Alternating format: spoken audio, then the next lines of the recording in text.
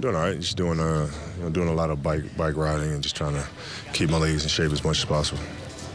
And as you're going through this process, what are you focusing on physically?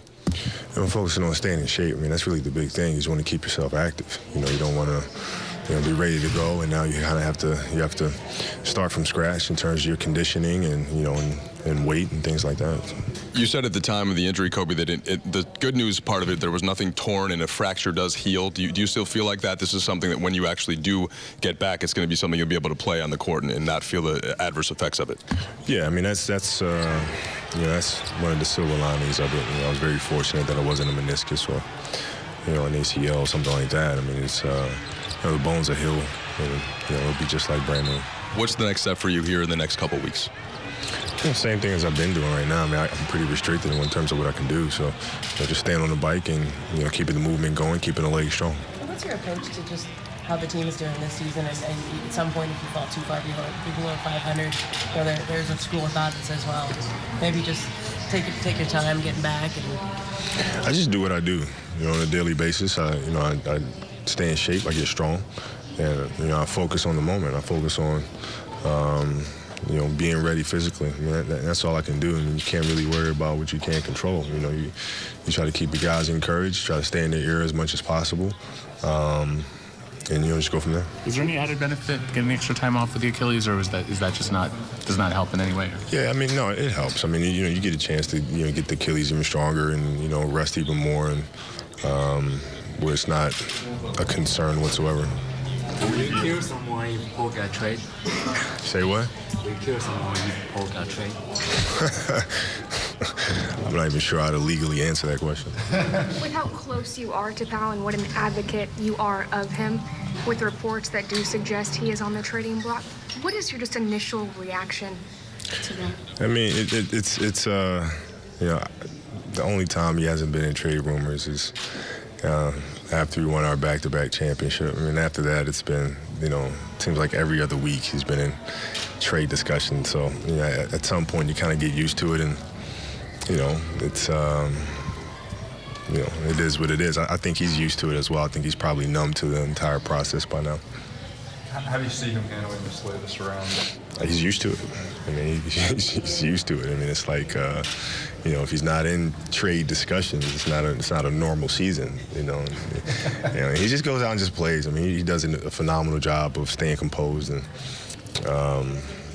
I'm sure there's a lot of frustration inside of him. But he does a great job of being professional and keeping it in and going out and playing. Have you talked to Pau since the trade talk started swirling? Cole? No, I mean, after the first 3 times when it happened, I spoke to him. But after that, I mean, he's fine. I mean, he's used to it. He knows how to deal with it and get himself in an emotional space to, get out and perform. So. What do you think of Kendall's performance the other day? And can he, I don't know about duplicating that level, but do you think he can be a regular contributor? I thought he played extremely well, obviously. What I like about Kendall is he has really good size to him, good length.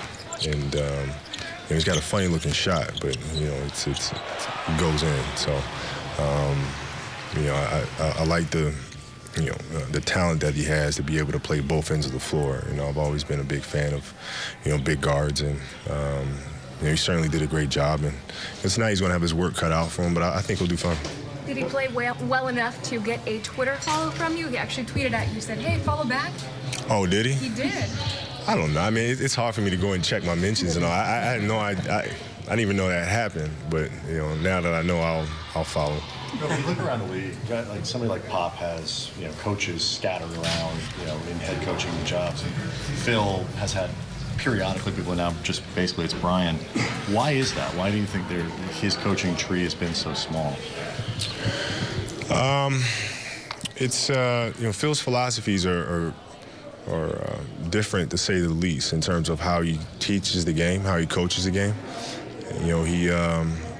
There's some X's and O's to it, obviously. But he teaches players. He teaches guys how to play, but he teaches it from a place of zen. He teaches it from a place of emotional, balance. And it's hard to duplicate that. It's hard to replicate that. I mean, it has to be something that's a part of you to have those philosophies or those beliefs and, you know, the meditation and all that. I mean, it's very, very hard to duplicate that. Kobe, what do you have to do to get to the point where you can practice? Does it have to show up a clean, the fracture is healed and then you can get in? How does that whole process actually go? Yeah, I mean, you go in, you get an MRI, and you see if the fracture's healed. You know, if it's healed, then, you know, I can get back out there and get to work. Do you know what time you expect to go in and get the next one? No, I'm not sure. I know it's, you know, it's not something that's in the near future. Are you planning on traveling with the team on these next few trips to do your work, or are you doing yours? I'm traveling. Back on the triangle, we haven't seen other people really fully commit to it. You're part of people that have some success. And do you think that's something maybe you can't duplicate Phil's style, but can you use that system to be successful with other personnel? No, because, you know, the system is predicated on the spirituality of the game. You know what I mean? In terms of being in the moment, reading and reacting, patience, you know, balance. I mean, there's a lot of things. You know, how he teaches the system comes directly from his beliefs and his philosophies spiritually. So, you know, that's why you see teams that go out there and try to run it in the past, they don't have that same level of success. Is there enough time for this team to do something this year? I mean, with you out, Nash still a ways away, Blake a ways away. Is there enough time for this team to get back into it? Yeah, it'd be fine. They just gotta get their ass in gear. You know, play both ends of the floor, get a couple games here. You know, go on a nice 2-3 game streak. All of a sudden, we're back in the hunt, and you start picking it up from there and chipping away, and it'll be fine. Cole, how are you controlling your inner nature not to come back too soon after this injury? Well, I don't have much of a choice.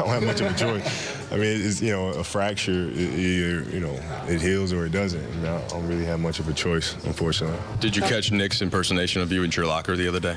A little bit of it. You know, clearly doesn't watch the Discovery Channel Animal Planet. But other than that, I mean, it was good. What you mean about the not having bones thing with the snake? Yeah, You know, I thought that was a pretty fair comment, no? I guess. All right, so Kobe Bryant.